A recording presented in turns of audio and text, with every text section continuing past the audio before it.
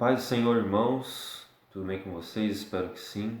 Agradeço a Deus pela oportunidade de se comunicar com cada um de vocês novamente, em meio a esse momento pandêmico que estamos vivendo. Eu gostaria de deixar uma reflexão sucinta que encontra-se na carta aos Colossenses, no capítulo de número 2, no versículo de número 10 em diante.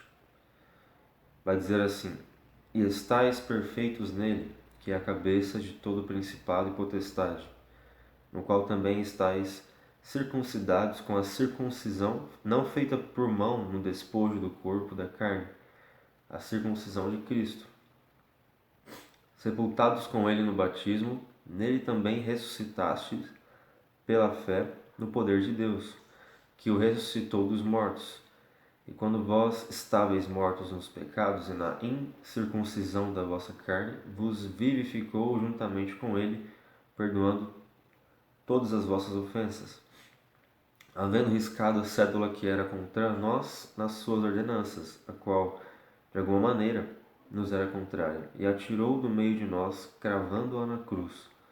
E despojando os principados e potestades, os expôs publicamente, e deles triunfou em si mesmo.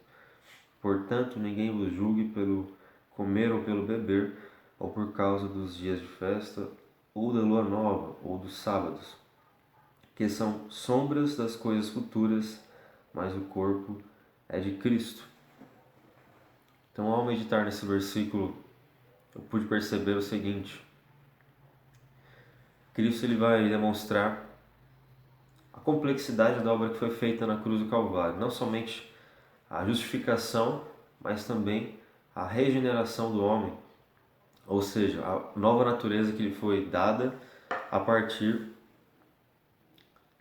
de Cristo extinguir o pecado que dominava o homem, ou seja, Cristo subjugou o poder do pecado que tornava o homem escravo de si mesmo, das suas concupiscências, das suas iniquidades, das suas transgressões, e ao mesmo tempo lhe justificou de maneira forense, ou seja, quitou a dívida, pagou a fiança pelos crimes que o homem cometeu. Em meio a essa quarentena nós temos visto uma incidência de práticas pecaminosas cada vez maior no meio cristão. No meio dos crentes, por exemplo, você percebe que o aumento no uso da pornografia, por exemplo, cresceu 70% em todo o mundo. Também observamos que a criminalidade disparou em diversas regiões no Brasil. Infelizmente também muitos outros cristãos estão se dedicando a coisas banais, como assistir séries, se preocupar apenas em obter notícias, informações de telejornais que apenas amedrontam aqueles que buscam informação. E outros também estão um pouco preocupadas com as ações sociais para ajudar famílias que estão em necessidade. Então nós temos visto a ausência de muitos cristãos, senão os cristãos se corrompendo com as práticas mais abomináveis perante Deus durante essa pandemia, não dando um bom testemunho, um testemunho eficaz de Cristo. Todavia, nós temos que se lembrar que nós somos chamados para ser separados desse mundo e vivermos simplesmente, unicamente e exclusivamente para Deus.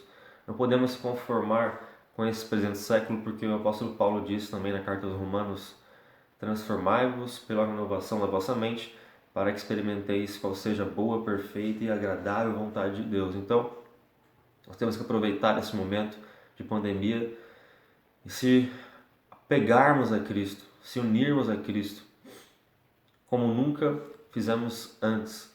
Chegou a hora da igreja demonstrar o seu real valor, a eficácia da oração, o poder da oração de um justo, a igreja discipular a sua família. Pais que não eram sacerdotes do lar, espiritualmente falando, devem assumir essa posição. Filhos que nunca leram sequer o Novo Testamento completo, chegou a hora de fazer a diferença e ler o Novo Testamento. Chegou a hora de assumir a posição de cristão verdadeiramente e lidar com essa pandemia da maneira como Cristo nos ensinou, debaixo de total perseverança espiritual, seja em oração, em jejum, em busca e clamor a Deus, para que o Senhor entre com um milagre, com a resposta, com a cura na vida daqueles que estão sofrendo, angustiados pelo desemprego, angustiados até por terem conhecimento de parentes próximos que adquiriram essa doença, entre outros motivos e razões que levam diversas pessoas à beira do caos, à beira do desespero.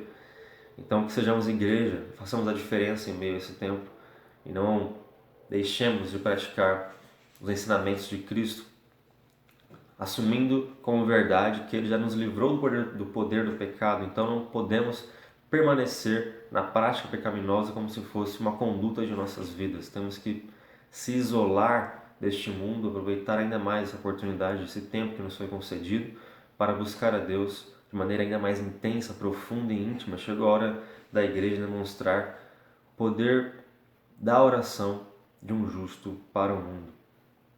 E uma última coisa, justamente o legalismo. Infelizmente, durante muito tempo, as igrejas ficaram abarrotadas de fariseus, pessoas que apenas disciplinam-se a si mesmos, estabelecem regras, mas não possuem nada, absolutamente nada da essência de Cristo em seus corações, em suas vidas, não foram regeneradas por Cristo. Não podemos ser legalistas, nós temos que procurar o amor a Cristo, o amor à sua lei, que procede a partir de uma comunhão íntima com Ele em oração, um relacionamento que é desenvolvido constantemente.